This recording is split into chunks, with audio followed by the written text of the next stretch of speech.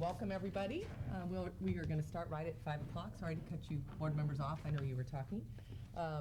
First of all, the board did meet in closed session, and we have one reportable item.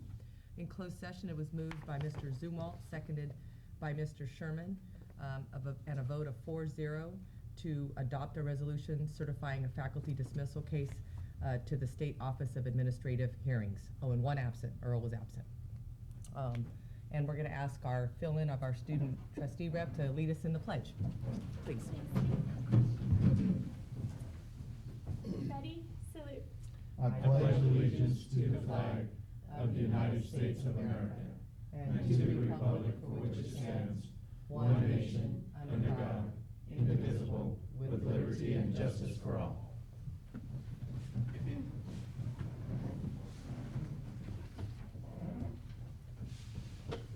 Okay, we will now distribute the oath of office to Abby Gregory, our interim student trustee. Okay, I would like to call to the podium Miss Abby Gregory. She serves as the elected president of College of the Sequoia Student Senate. And you can sit yourself right there. And as such, in her role as president, their bylaws state that in the event that there's the need for either a substitute or a temporary or an interim student to be assigned to the seat of student representative to the board, that during that interim period, that's one of the responsibilities of the student body Senate president.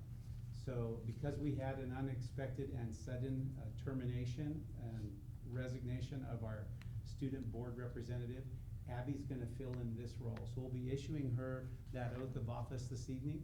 She will serve through the first of the year, and then the Associated Student Senate has a process by which their executive board goes through appointment of the next student representative. So after the first of the year, when the new representative is appointed by the executive board of the Student Senate, then Abby's duties as the interim student board representative will expire. Okay?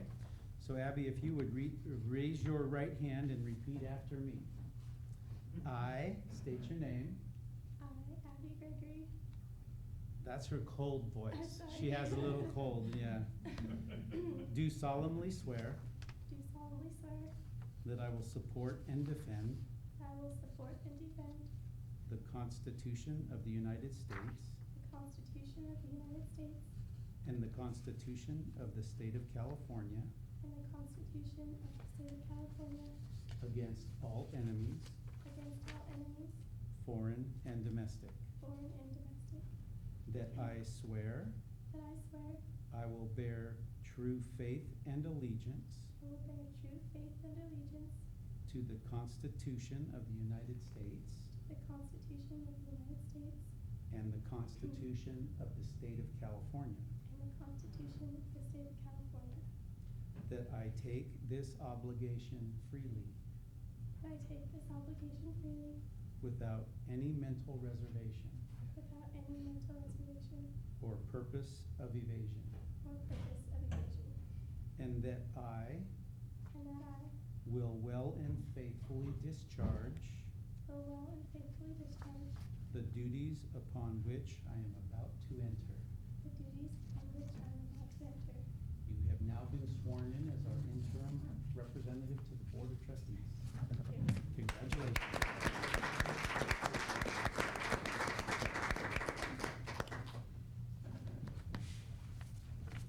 Well, welcome, Abby. Thank you.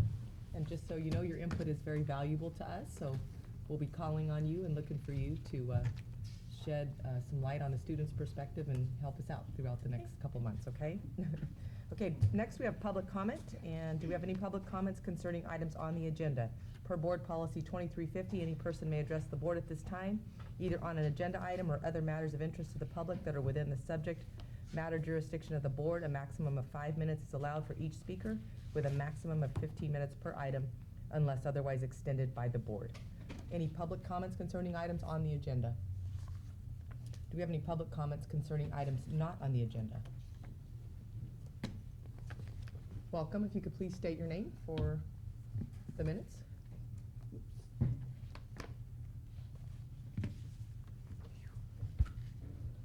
still get nervous. Is this on? Okay. College of the Sequoias, Board of Trustees, Mr. Carrizosa. My name is Charles Umschneider. I am on the Visalia Unified School District Board of Trustees. I'm a Spanish teacher by my profession, and I'm just here tonight to advocate for something that is in the greater public good in terms of your offerings. A little bit about my personal background. I'm a certified teacher in the state of California. I have nearly 40 years of learning other languages and cultures, starting in the community college way back in the 70s. And so that's a little bit about my background. I worked in Stockton Unified last year, and I'm taking advantage of what time I can right now because I'm being given some possible job offers that my life will be consumed with teaching again, which will probably be Spanish.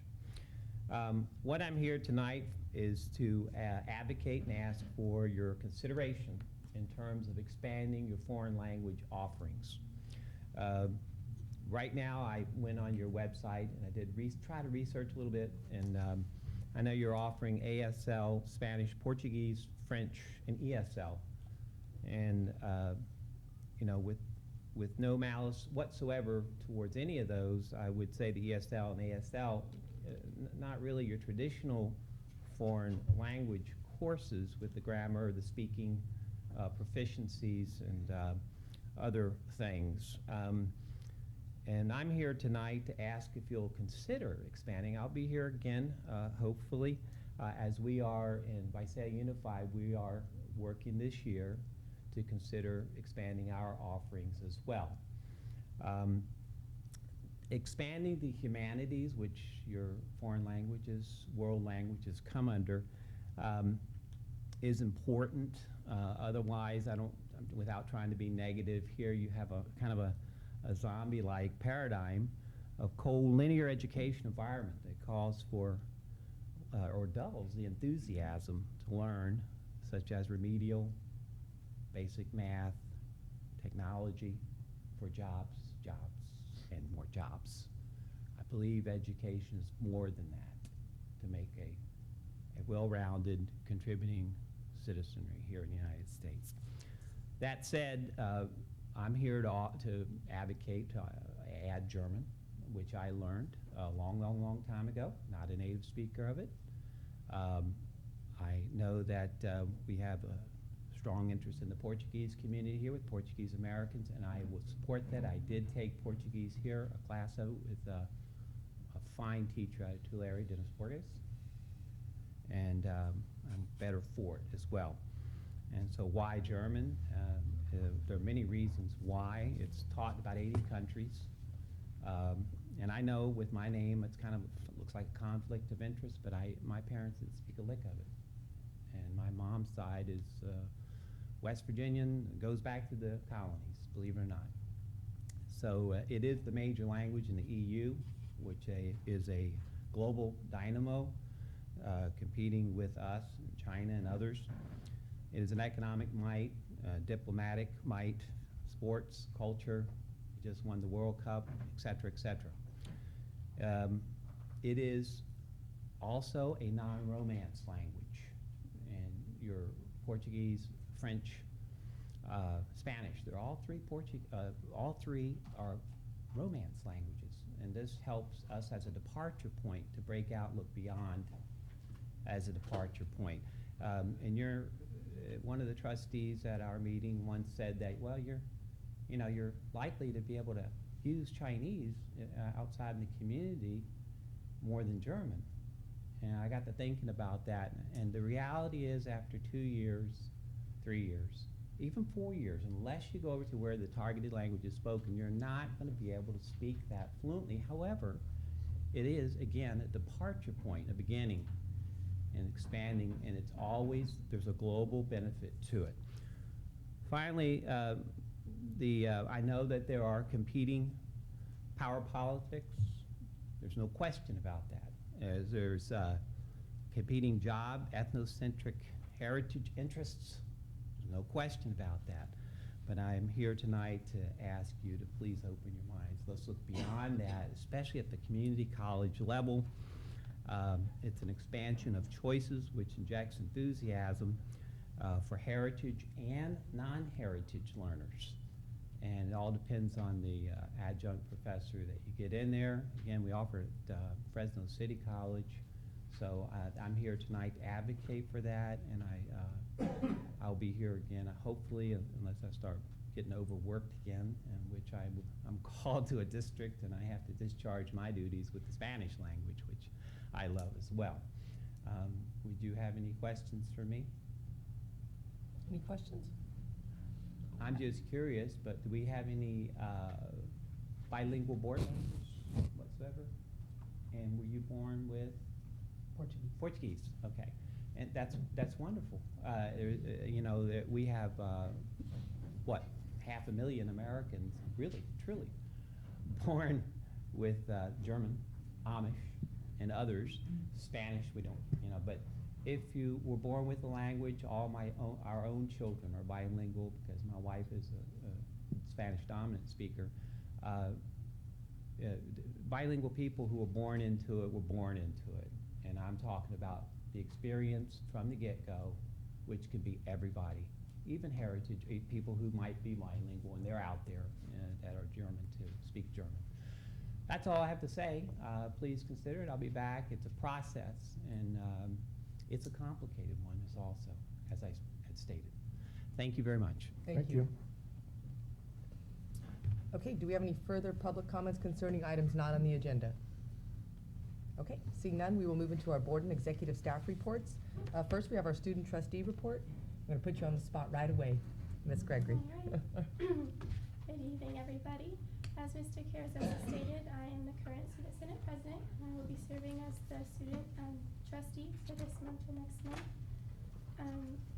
Within the first 2 weeks of our spring semester, our Student Senate Executive Board will appoint a new officer to this position. And during that time, we will also be appointing a new, Commissioner of Activities. We are proud to say that our current Commissioner of Activities, Susan, has been accepted into the nursing program, so she will no longer be able to fulfill her duties on our executive board, but we're very proud of her for that. I just wanted to review a couple of events that we had this past month. The first was our homecoming week. That was October 13th through 17th. And we had some really successful events out in the quad that got students excited and involved. We had a Pie the Villain event where we had tins of whipped cream out there, and Mr. Brent Calvin was out there, and Debbie Douglas was out there to get pied as well. Together, we had a few clubs participate. I was out there representing Student Senate, and we raised $150 for scholarships, so that was 150 pies distributed through those of us who volunteered to be pied. Next, we had the executive board had a conference October 17th through 19th, and that was in LA. And that was a really great opportunity for us to network with other community colleges. We became aware of some general issues and some shared issues that we have on other campuses, and we got connected with our regional leadership and our regional team. So we have more communication with the other community colleges in our region, and we're excited to start working more closely with them. Also, we just finished up having our Halloween Carnival, which is on last Thursday, and that got a lot of students excited. We were happy to see we had a costume contest, and a lot of students participated and had a lot of fun out there. So we're happy that we're able to do that and get students involved. Coming up for November, we have 2 events scheduled. The first is Military Appreciation Day on November 6th, and the Veterans Society is hosting the event, and Student Senate will be out there supporting them. And also, towards the end of the month, we have what's called Soup Day on November 20th, and that's a day where we ask club participation. And this year, the Alpha Gamma Sigma Honor Society is taking control of that event, and they're asking for clubs to donate soup, and on that day from 10 to 1 we'll be in the quad serving soup for free to students who would otherwise not have a meal that day. And if it's in anyone's interest, you guys would like to serve soup to the students that day, we would love to have you out there, and I would be more than happy to talk with you after the meeting if that strikes any interest at all. But that concludes my report. Okay, thank you. Do we have any questions? What was the date for the soup? November 20th. And what time? No soup for you. No soup? What time? 10 to 1. That's from Seinfeld, in case. Well, Abby, oh, I'm sorry. Go ahead. No, go ahead. Tell me what high school you're from. LD Monte High School. Great. And are you a freshman or a sophomore? I'm a sophomore here. And what are your plans for when you leave here? I'm an economics and accounting major. I plan to transfer to UC Santa Barbara in the fall of 2015 and become a CPA. Okay. Smart girl, smart girl. You know, Ken's retired supposedly, but he hasn't left his firm yet, so if you want to job into Larry. Yeah, we'll find a spot. Okay, if there's no further questions of Abby, we'll move on to our board member reports. Do we have any board member reports? It seems like we were just here since we're meeting a week earlier, so I don't think we have time to do much. Well, Well, Greg has an important day tomorrow. yeah, I do have a day tomorrow. I attended the play with the One Man and Two Governors. That was hilarious. If you didn't get to see it, you really missed out on something there. And then last Tuesday, I was fortunate enough to be here to hear, I can't think of the fellow's name. He's a professor at UCLA. Eugene Bullock. Yeah, and you got to hear him talking about slippery slopes, which was quite an interesting, and very impressed. I think you almost had standing room only, so, Yeah, it I was mean, full. it was Good, full, yeah, it was so, full. and it was good, so. Good, good. Did you go to dinner with him? Mhm. Okay, we will move on to our foundation report. Mr. Foster. Well, I saw your agenda was pretty light, so I really packed my report to Uh-oh. take up some of your time. No. Actually, that Eugene Bullock, if you did miss it, it is on our COS channel on YouTube, so Okay. it's all posted up there. Thank you, Terry, for doing that. Just a quick update on our scholarship applications. We actually have 15% more applications started than we did the same time last year. We're only 3 weeks in, but unfortunately, the completions, the submissions were 14% down. So we're gonna be committing our efforts to getting those, get more applications in and make sure that everyone hits submit before December 1st, which is the deadline. We are performing 8 training sessions throughout the 3 campuses, and that's 8 more than we did last year. So we are trying to step up our game in terms of advertising that these opportunities are available and knocking down any barriers to folks hitting submit. There are Thanksgiving cards going out to some of our best donors and friends of the foundation. So this is our opportunity to give thanks to our donors and kind of miss the crowd of the Christmas cards. We think that this holiday aligns better to our message, which is thanks for giving. So you will see those in your mailboxes shortly. They're going out on Wednesday. Power of the Purse event is coming up. I thought I'd bring a few display items, and so all those will be on auction coming up on November 20th. I wanted to mention the committee members today because they're a great group of folks that are really help us out with this event. And the chair is Shireen Curdy, Yvette Bakke, Diane Beck, Denise Clark, Marianne Hedstrom, Katie Hobbs, Sandy Hornberg, Nancy Pitliano, and Wendy Simpson. So if you bump into any of those folks, please give them our thanks for helping us out for this event. It's always a great success. We have a goal of $15,000 this year, and that's just slightly like $1,400 more than last year, so almost 10% more than last year. We're also kicking off our Avenue to Education, and so one of the handouts that I left you is a flyer for that Avenue for Education. So what that is the Hanford chapter participates in the Christmas tree auction in Hanford on December 11th. what we really do to raise money is not really at the event itself. We exercise a campaign and put that on raising dollars for scholarships and for textbooks for the students at that campus.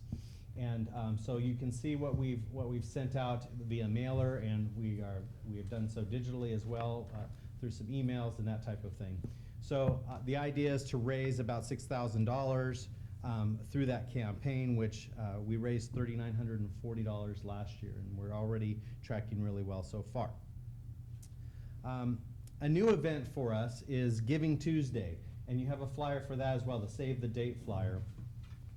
This is a national event put on by the financial development industry, and it's to encourage folks to give during this time around. You have Black Friday, you have Cyber Monday, and now you have Giving Tuesday. So the Tuesday after Cyber Monday, or December 2nd, is promoting online giving. And so I thought this would be a good opportunity for COS Foundation to become involved in this type of giving. And now that we have the online giving mechanism in place, we can really push this forward and know that we have a way to quickly get people to make a gift.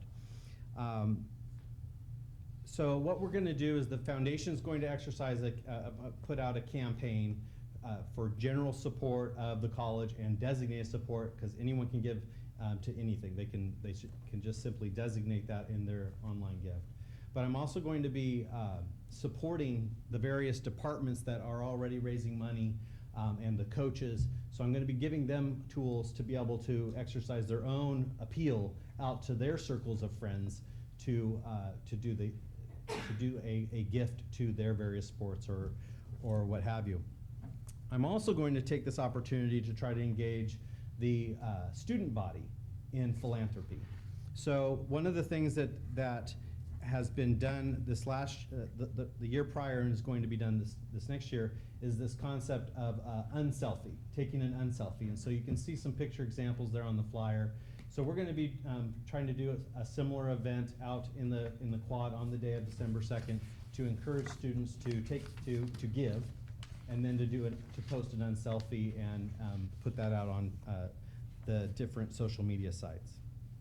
So I'm telling you all these things that we're doing. These are all refinements on what we've been doing over the years, and adding an added channel of giving that we haven't had in recent past, which is online giving and raising money through campaigns. So we're adding enhancements to our existing events. We're utilizing them to gain sponsors and to share our message and our case for giving to a group of folks. And then we're creating these other opportunities to get more resources in. And Stan has said this on more than one occasion, and I really appreciate this sentiment, and this is something that I'm working towards. And he states that the thing that separates the really great community colleges from the good ones is investments in the community, are the investments the community is willing to give on top of those state dollars. And so that's what we're trying to do here at the COS Foundation, is to create greater inroads and opportunities to get those investments from the community. And besides that, I have 3 events that I wanted to share with you, and you have those little cards. And there's copies of everything that I mentioned here on the front desk. The Giving Tuesday who's the push of that one? Who pushes that campaign? Well, it's actually givingtuesday.org. If you go onto givingtuesday.org, it's just a no-name It's conglomerate. on its Yeah, own. it is not branded through American Cancer Society or any Got of the it. Okay, biggies. okay. It is simply an unbranded Okay. method of doing Black it. Friday. Yeah. Got it. Cyber Okay. Monday, it's just Exactly. nationwide. It's got its own name. Exactly.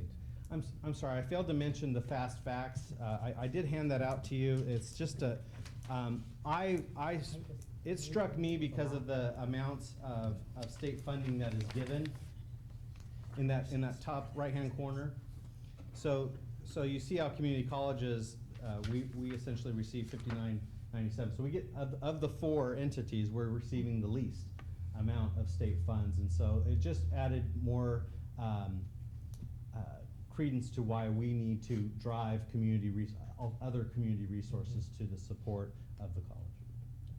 Okay, thank you. Does any board members have any questions of Mr. Foster? Okay, thank you very much. Next up on the agenda is our accreditation report. Dr. Lacerna. Good evening. As you know, October 27th, last Monday, was our follow-up visit. We had 3 members of our last visiting team there. Mr. Willie Duncan, president of Sierra College, was our lead for the visit, along with Dr. Yasmin Delahousse and Mr. Mark Clare, and they were our 3 visiting team members that came. Their focus in general on the questions was, have we sustained what we said we were going to do, and how are we assessing those things? They dug very deep and they asked some very specific questions, but they were very happy that they were able to easily access things, and they found answers to all of the questions that they had.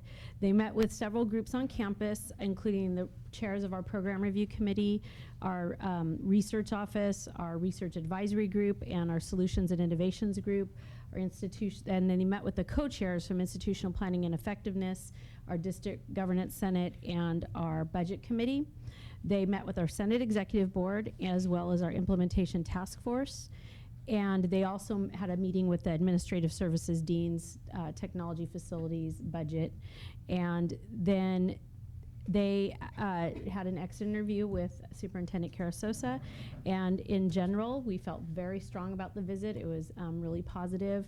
They didn't have follow-up questions, and we should be receiving our report in about 30 days.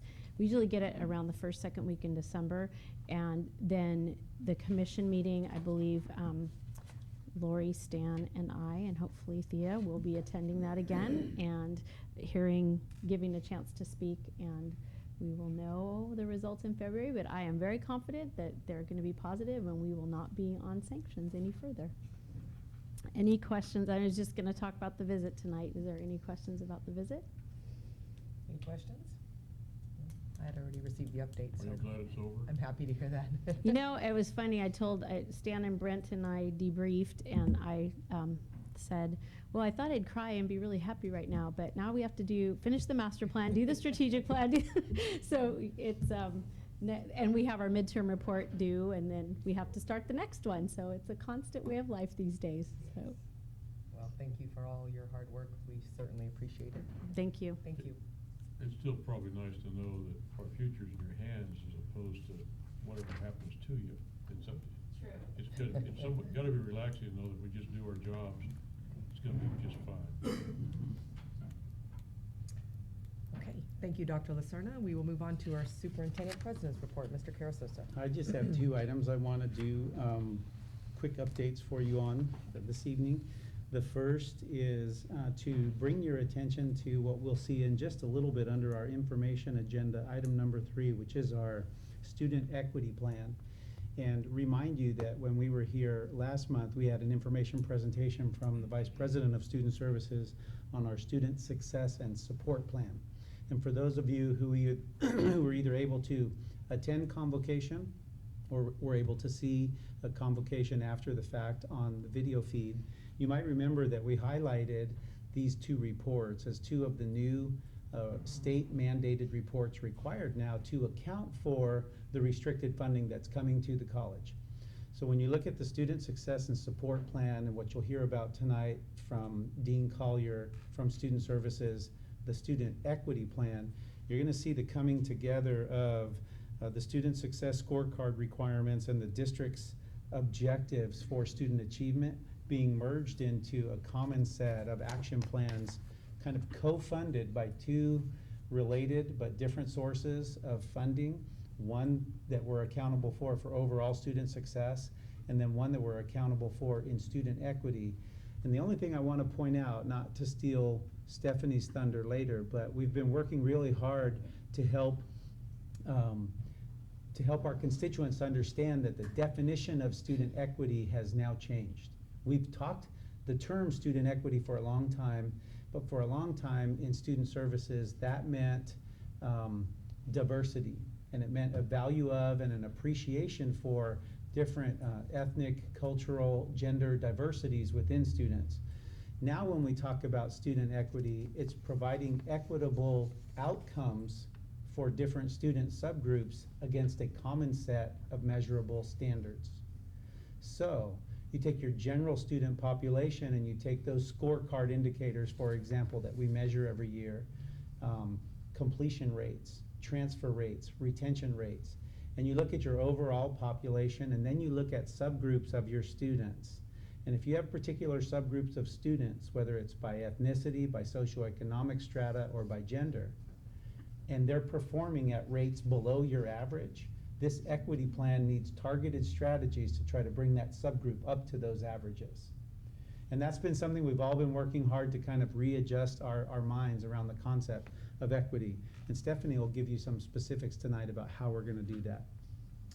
So I'm going to leave that for a moment just as some context and move on to the second item, which is always a pleasure to introduce new full-time faculty. You may recall that we recently appointed our Director of EOP&S and Care, Mr. Adrian Beltran, who was formerly a counselor in the program for us in that area. And he's here tonight as the administrator of that program now to introduce the person we've hired to actually become the new counselor, replacement counselor for that program. So Adrian, would you come up? Okay. Good evening. I am pleased to announce and introduce our newest hire in the EOP&S and Care program, Ms. Emily Briones. Emily is a graduated from UC Santa Cruz with her bachelor's degree in psychology, and then graduated with her MSW from in social welfare from UCLA. Emily is a COS alum and has been working at COS since 2008 as an adjunct counselor in the EOP&S and Care and CalWorks program. Her previous work experience was as a adult service social worker for Tulare County Human Services and as a research specialist for the VA department in the greater Los Angeles healthcare system. We are very pleased to have Emily join our staff now full-time. She is sought out by many of our EOP&S and Care students, and she's going to be a great asset to our team. So please welcome, or please join me in welcoming Ms. Emily Briones.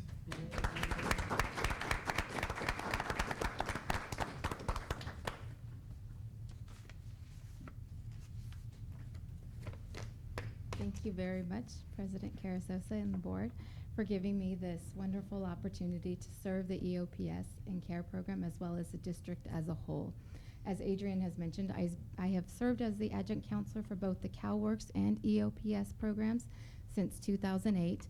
I've done it with passion, with rigor. I really enjoy the student population, so I look forward to serving the program and the district as a whole, and excited to further those efforts on a full-time basis and also help each of our programs and the college grow.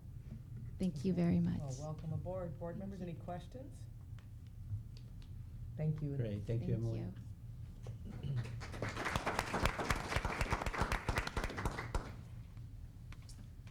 Okay, we will move into reports. Our first report will be by our Academic Senate President. I don't see Thea here today. Dr. No, Dr. Trimble Trimble, not here not here, no tonight. report, okay. Costa? Mr. Sens. Good evening. Good Short evening. presentation.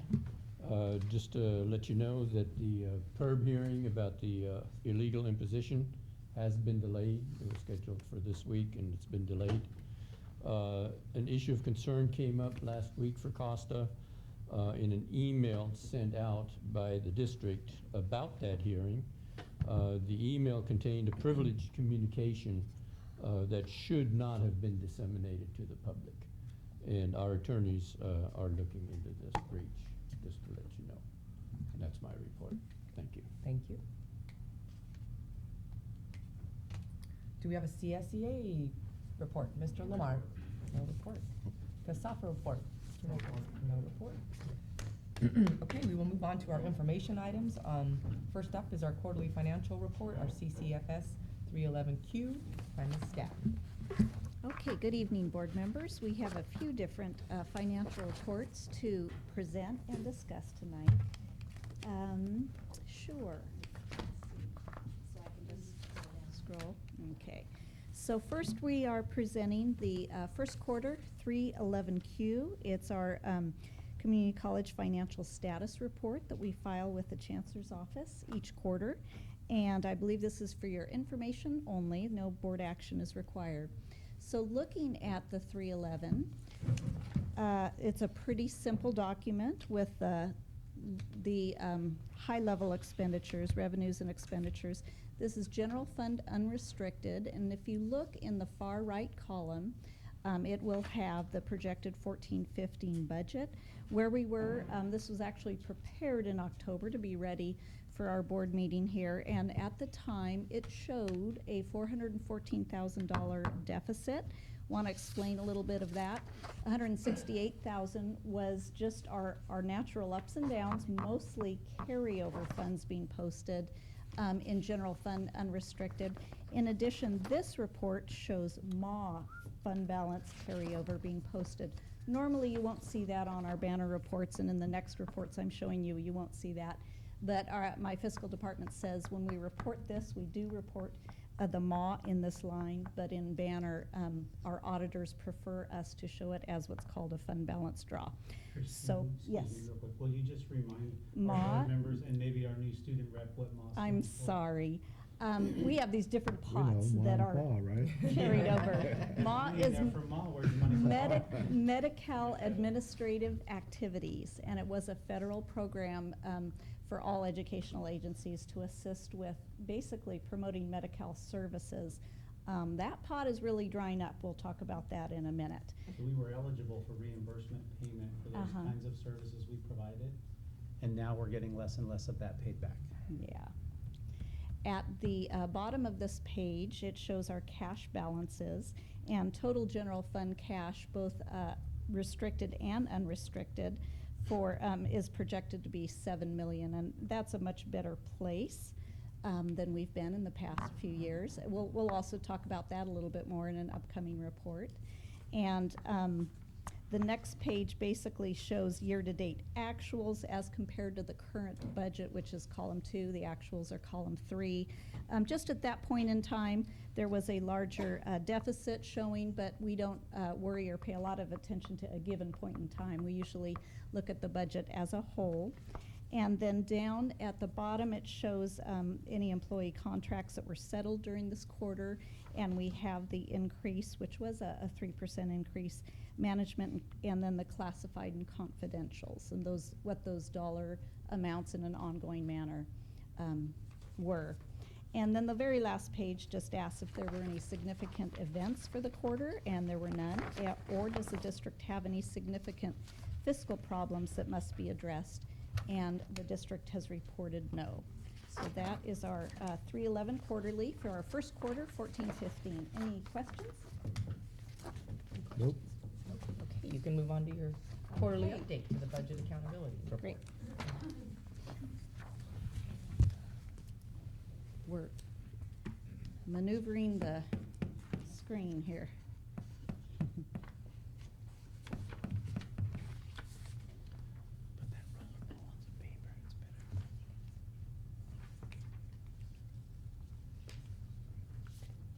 Oh, sure. I'll do it. So these are our quarterly accountability reports that we bring to the board. They are also information, and there's quite a few various reports included here.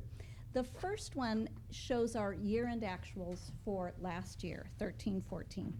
And to me as an accountant, this is always very interesting because you can talk about budget all day long, but actuals are what actually happened.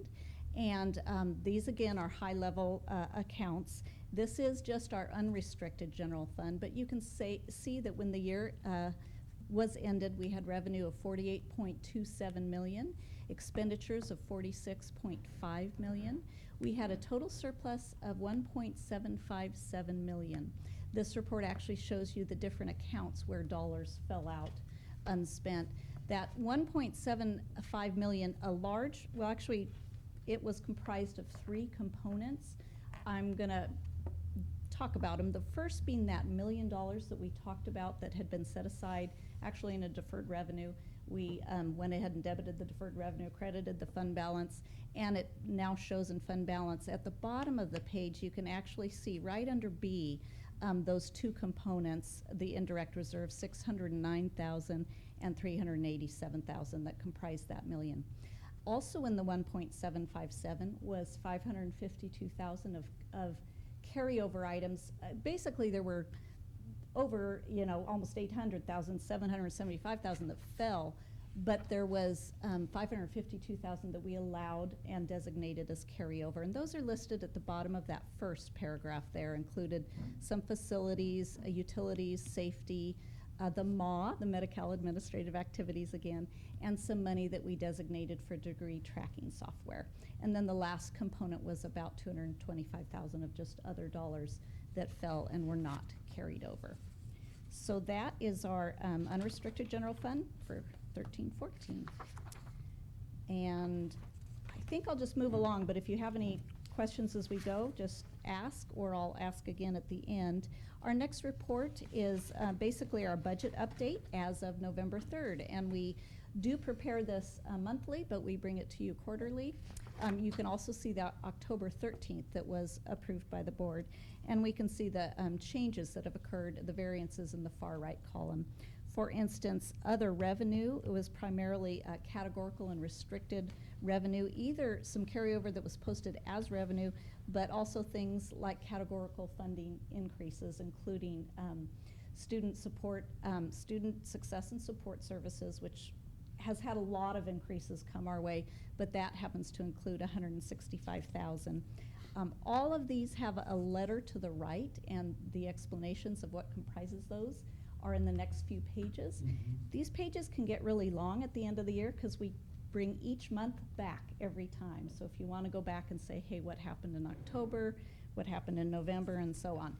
So, and going on down, you can see the changes in some of the expenditure accounts. A lot of these being combined, both general fund, unrestricted and restricted, you can see a lot of actual carryover dollars being posted to the supplies and especially the services. That's where a lot of the dollars are posted as carryover, and thus the budgets are increased. Down at the bottom, the surplus deficit for this point in time, November 3rd, was actually $108,000 deficit. You can see what comprised that, but primarily a few carryover dollars.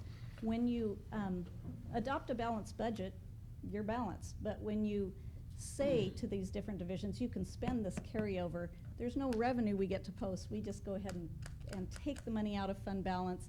It's basically planned deficit spending. That's why you'll see some deficits throughout the year that usually are planned deficit spending if they're comprised of carryover being posted.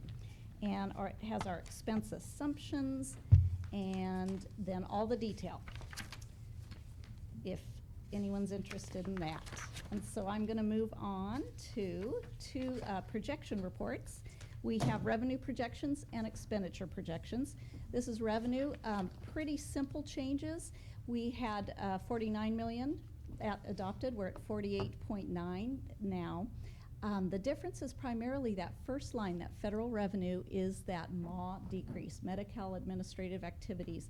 And to share with you, we had a few different departments and divisions that provided these services. There was extensive tracking involved and reporting.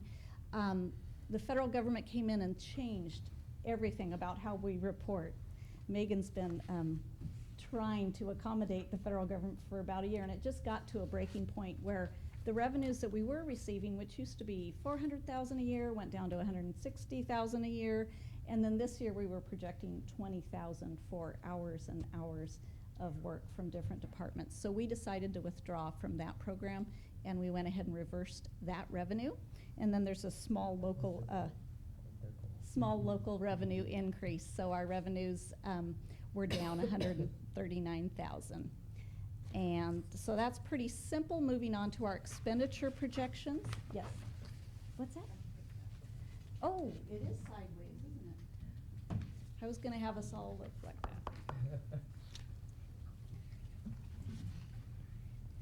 She has special powers I don't have. Expenditure projections, I will say that at this point in time when it was prepared, it was looking like 2.2 million might go unspent. I want to give us caution there because I feel like 3 months into the year is very early to project where you're going to land. Also, it's usually, we have our spreadsheet based on prior year actuals. Sometimes we need to go in and massage what are those formulas. For instance, benefits, I really need to go in and make sure that we're actually accounting for our increased benefit rates. So this becomes a little more applicable about 6 months into the year, and then 9 months at the third quarter, we really dig into each account line and really scrutinize it, and it'll have a little more meaning at that time. And then, also sideways, our last two reports are really just fund balances and cash. They happen to be June 30th of 2014, and also another report for the quarter ended September 30th, 2014.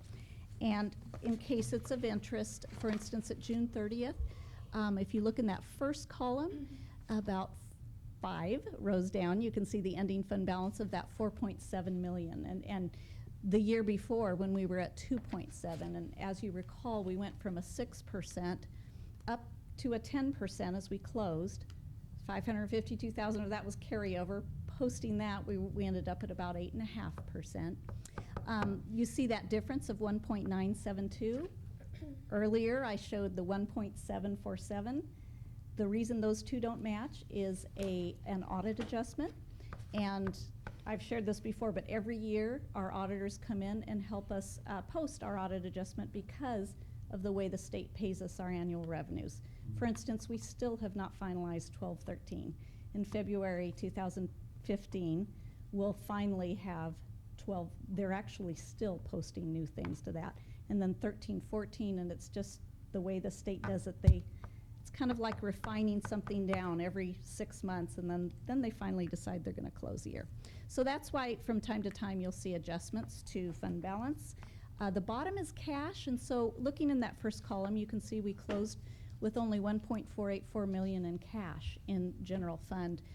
This is restricted and unrestricted. That's a pretty close line to draw, but that's how we have to balance it sometimes. The good news, I think, is looking at a quarter later, we now have over $7 million in general fund. The state was still deferring, you recall, a lot of our apportionments, and most of those deferrals they would then pay out the first week in July. So we're in a much better cash basis with, we still have a few small deferrals, but they're not completely gone, but our cash should be much better this year, which is part of why we did not take out a TRAN this year. So that's it. Any questions on all of those? Okay, thanks. Very good. Like what I see. Yeah, me too. And it's a lot better than previous years. Yeah, sure does. Not as many negative signs. And now we have a student rep who's gonna be an accounting major, so she followed right along with all of it. Well, if she did, she's doing better than I am. Okay, it says Mr. Calvin, but since I see. Much better looking than Brent Calvin. We will have our student equity plan now. Thank you. And thanks to President Carrizosa for giving it that very good welcome and overview. So Brent did write down what I was supposed to say, so I'll stick with it. So I'm going to be presenting on the district student equity plan tonight. The state used to require an equity plan, which primarily revolved around diversity, as President Carrizosa mentioned earlier.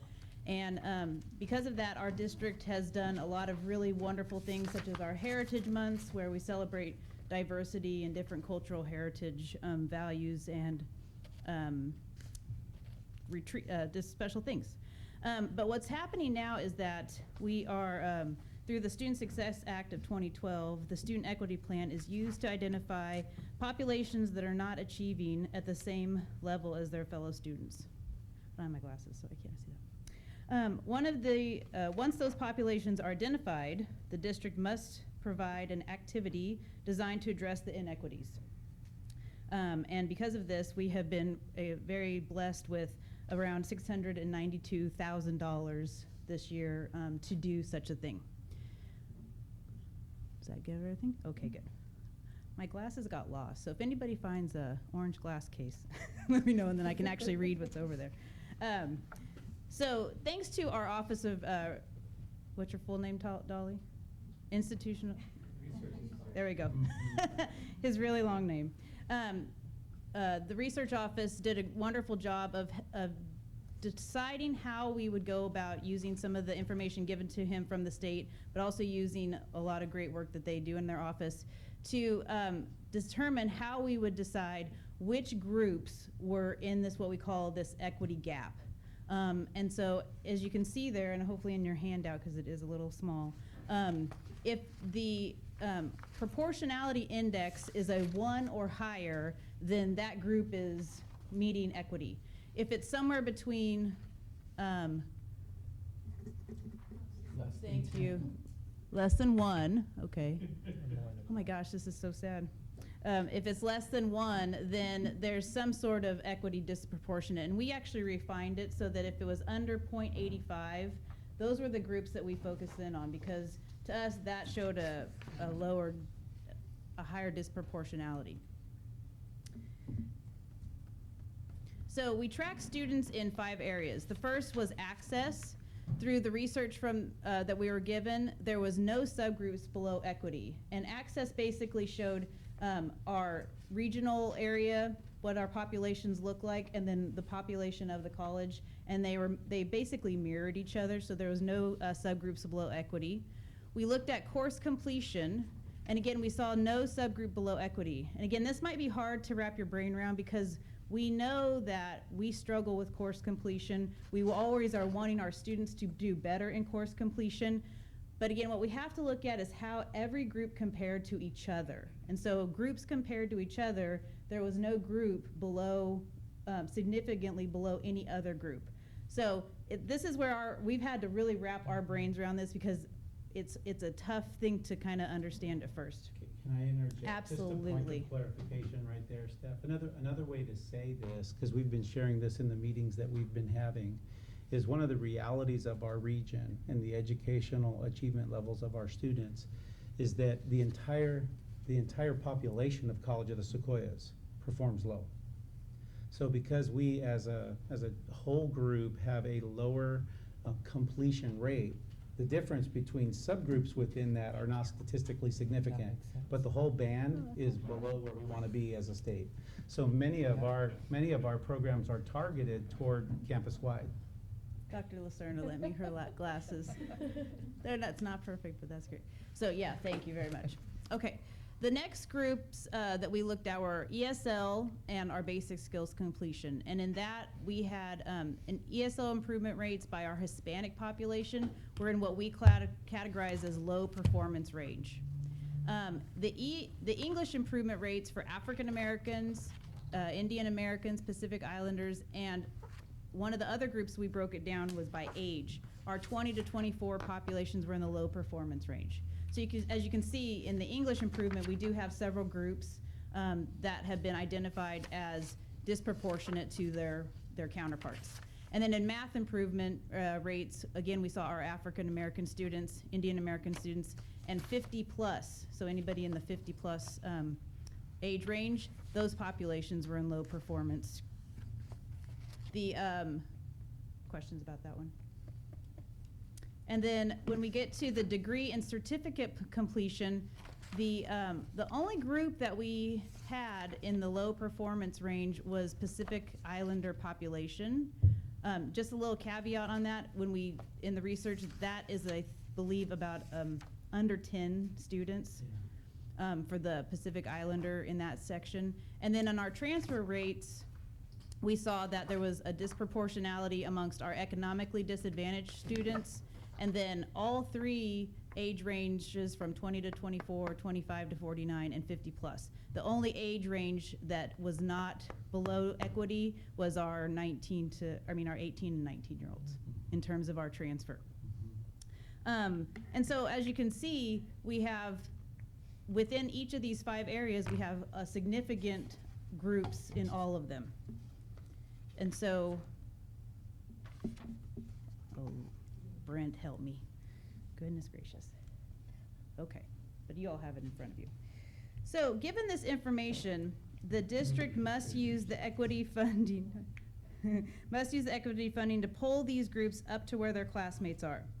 Because the groups identified are in some cases large populations, it is our plan to use the equity funding to start a student success program, which will use many of the successful activities that we have seen in our first year experience program, Puente, EOPS, and other boutique programs.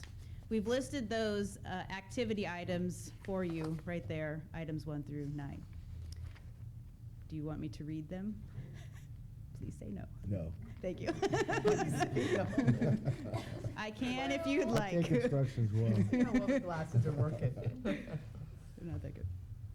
But as you can see, if you look at these activities, what we're doing is because, like for example, we have our 20 to 24-year-olds. That's a really large population of our college. And so it allows us to look at some broader activities instead of extremely small targeted activities for 7 Pacific Islanders. Not that we don't want to help them, and we will absolutely do that through these activities, but these activities allow us to also reach the broader spectrum of our student population. And one of our goals is to help rise all of our students up so that when we look at our data compared to the statewide averages, we can show COS improving and getting closer and closer to meeting those numbers that the state has, and in fact, maybe even surpassing them one day. But is this, I don't want to at all sound like because I don't have my arms all wrapped around this. But in general, is this reporting kind of like the MA? I mean, are we doing these things anyways, but now that we're getting this money, we're having to report it differently? Or is this money truly allowing you to do things the college wasn't going to do already? Is that a valid question? It's a valid question, It's a very valid Lori, question, and what I was gonna say might be in part an answer to your question. When I made the comment earlier that we as an entire student population underperform, the reason I did that is because when you get to these strategies, what we tried to do is what we've taught ourselves to do in this process, which is look at our data and look at our success data. And we've said before, when we've sat at this table and had to decide whether we could afford to fund expensive but very successful programs, that we wish there was enough money to do some of these targeted services for a larger population. For example, Puente, or in this case, the first year experience program. So when you look at what we've done with Title V funding for first year experience students, there are a series of best practices there. Companion courses that are required with their English and math, targeted tutorial services and writing lab and math center services, cohort model services for study groups. So what we decided to do, rather than take the new money and try to do something different, is take the additional funding and the best practices we have and scale up the model to be able to put more students into those practices. What you're already doing. Yes. So when you look at the targeted group of Pacific Islanders, we may set up a structure for that targeted group of 12 students that's accessible to 1,012 students who are coming in for all of those different services on different schedules at different times. But we know those are the services that work. So what we didn't want to do was, chase another program or achieve another dream. Exactly. We wanted No. to use the proven practices we have and scale them up. Now, keep it clean, simple, and measurable, and scale it up for more students. Okay. Because our whole population's roughly in the same category. Yeah, so you're going to take this money and try to get the most bang for your buck out of it Absolutely. and spread it across all the So what you see in here are math lab, writing center, tutorial, targeted counselors, coordinators, staff who are going to be doing the early alerts, the making sure we're working with students, a whole series of things that we know inside our system now have worked for small populations when we could concentrate and do those things for 50 kids. Okay. Greg? Well, one of the things that made the Puente program so successful is the mentoring. If we step it up, are we going to be able to have enough mentors to? Well, we won't take on the mentoring component right away because that is labor intensive. Right. And that's one element of what made the Puente program successful. But academically, one of the things that made it the most successful was a cohort model and the special support they got in English and math. So that cohort modeling and English and math support are things we're going to replicate for these students, for this program, this approach. mentoring's a bigger endeavor, Greg, and you're Right. right. You realize how much it would take to do that. Right. But the fact that you're in a cohort and that you've got targeted counseling services and smaller counseling interaction gives you some elements of mentoring that we haven't had before anyway.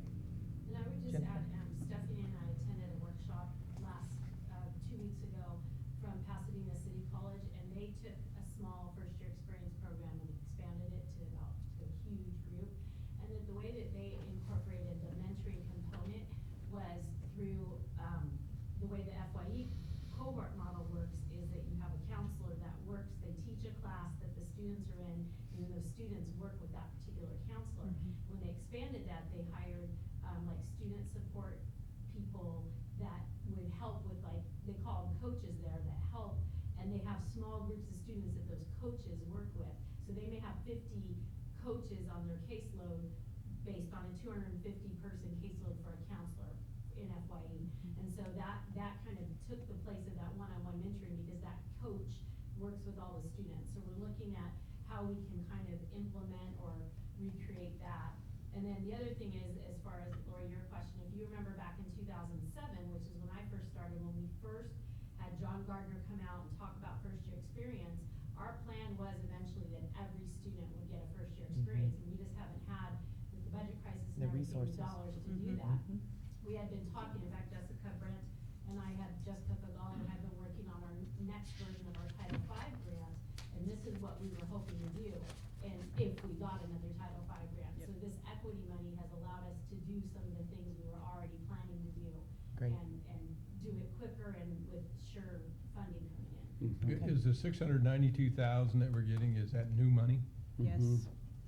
And for all intent and purposes right now, Greg, every indication is it will be ongoing. They haven't said permanent etched in stone forever, but it's intended to be a new categorical ongoing resource as opposed to just being plopped in the general fund from the Improving State Economy and Prop 30. Because I think what the legislature and the chancellor's office wanted to do was drive that money towards student success rather than put it in the general fund and have it go off into other avenues. And we got 1% of the state. This was supposed to be 100 million for the state, and then they took some of it and increased funding to like our DSPS or our DRC, and then what was left was around 600 and well, a lot. And then we got my math skills have weakened. And then we based upon their funding model, which was a really interesting model that had to do with how many education rates of the population, what percentage of the population is below poverty, those types of things. What we ended up with was a 1% piece of that pot. So we're able, because of our research department, we're able to get good numbers already that we can live with this program. Numbers of identified students? Yeah. Yes, so we can tell you pretty accurately what our raw number and percentage is of students by subgroup in terms of who are below the averages in these targeted areas. And that's where we have to show that we're gonna provide disproportionate services. And then we have to measure the success of those services by measuring the progress of those students.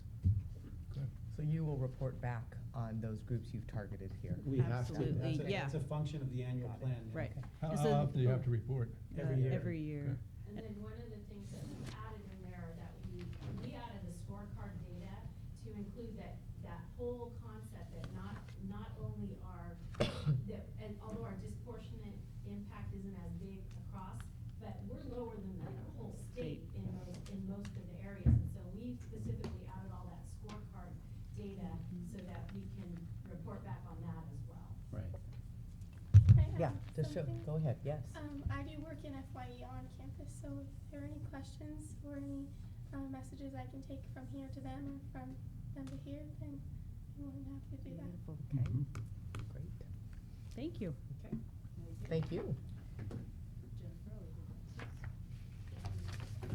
Okay, we will move on to our consent calendar. All items listed on the consent calendar are considered routine and will be enacted by one motion. An item may be removed from the consent calendar at the request of any member of the Board of Trustees or any person in the audience and considered as a separate agenda item.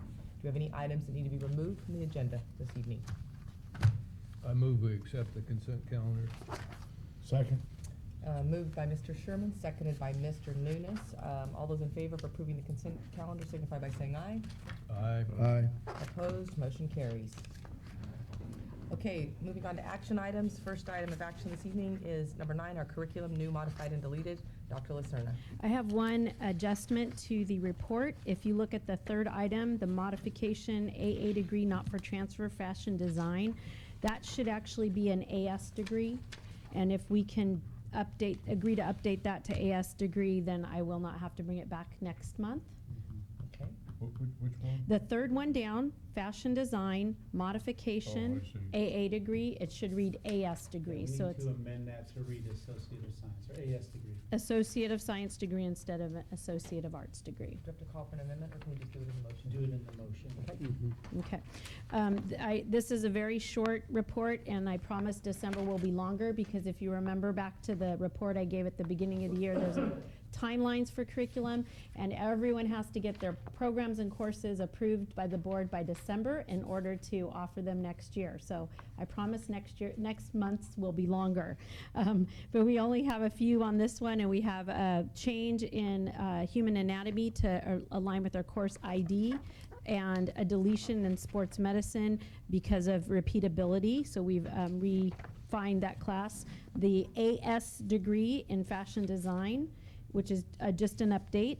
The welding degree, also an AS degree, is an update. And on the second page, there is a deletion of the AA degree for transfer in Spanish, but that's because we've replaced it with the actual AAT that's required by the state. So it's that transfer model curriculum we spoke about, and that one is on there. So with the change as in fashion design to an AS degree, I recommend that the board approve the curriculum.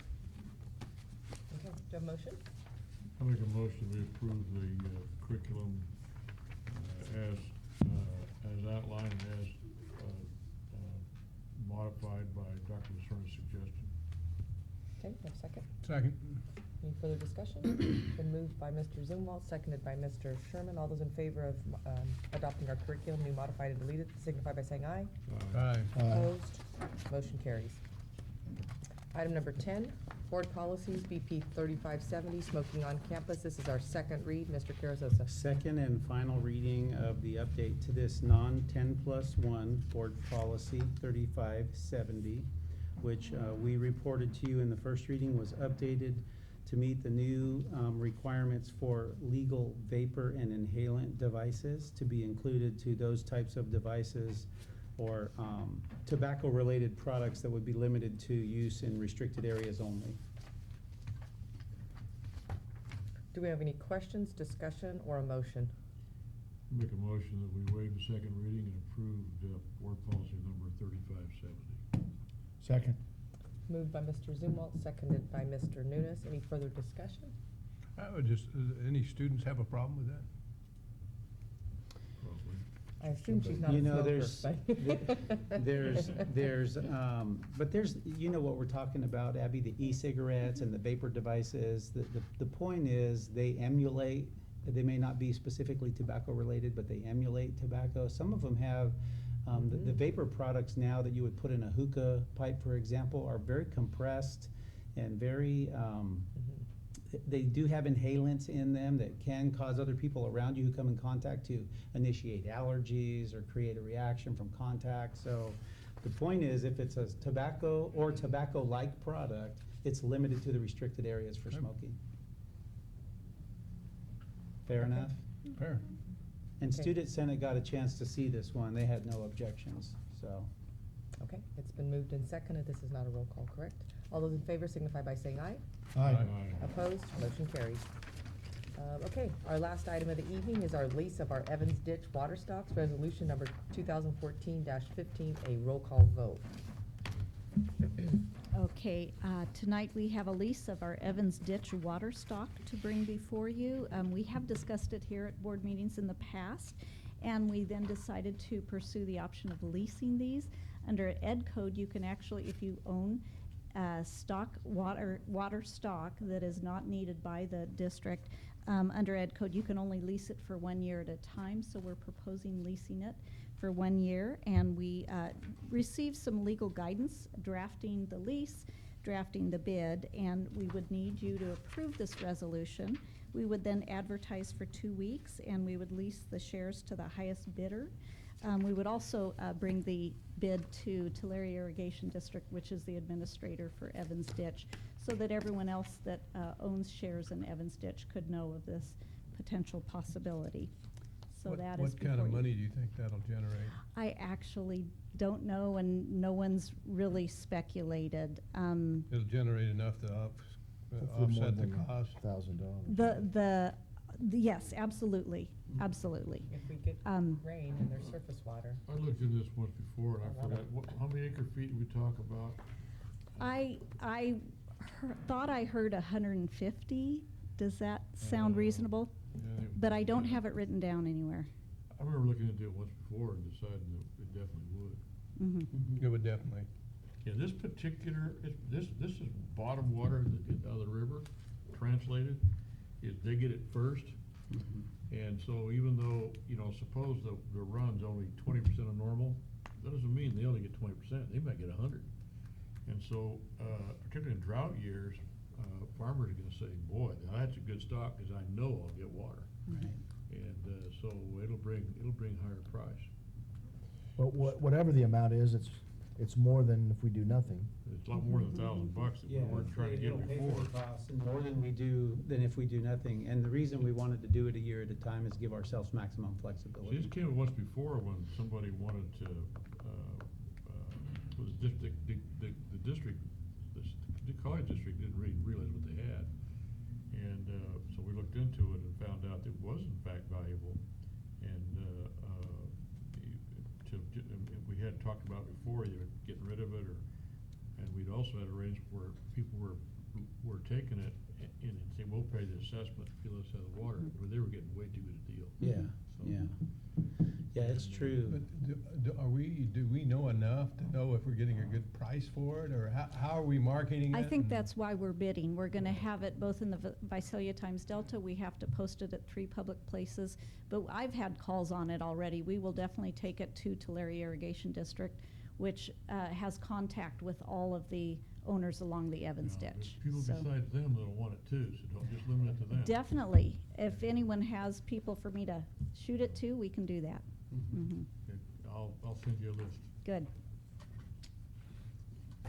Okay, any further comments or questions? And remember, real quick, if I could, Lori, Greg, Sure. when we get it all back, if it just doesn't look right or something doesn't seem to pass the CLA test, we can reject all those bids and do a little bit more homework to find out what other, the reason I think it's hard to quantify what your lease value is with the point John mentioned, that every well environment is different, and this one's probably more valuable than some others because of our ability to access based on depth. In a drought year, this will bring a high price. In a real wet year, not so much. Right. But nowadays, with all the restrictions, people are looking at these a little differently because some of these irrigation districts aren't getting any water at all. Mhm. So I'll be curious to see, but I'll ask around to see if I know Okay, anybody great, in this great. Mhm. area. Just because there are so many changes with water policy right now. So I'm curious to see if that's changed how people look at these. Just because of all the, We actually arranged for a guy named Don Mills, who's a retired, those of you in the water business know the name. He came and talked to Stan and Christine and was very helpful in them understanding what they had. Mhm. She's following his advice, actually. Mhm. Good, good. Okay. I move we adopt resolution 2014-15. Second. It's been moved by Mr. Nunes, seconded by Mr. Sherman. Megan, can you please poll the board? Trustee Nunes, Aye. Trustee Sherman, Aye. Trustee Zumwalt, Hi. Trustee Cardoza. Aye. You maybe find it interesting, I wouldn't be all surprised if I say it's not up there in this too. Yeah, they had some interest for they sure did. early Motion on. passes. Yeah. We'll Thank see what their you. bid is, won't we? Yeah. Are there any further items this evening? Yeah, Announcements?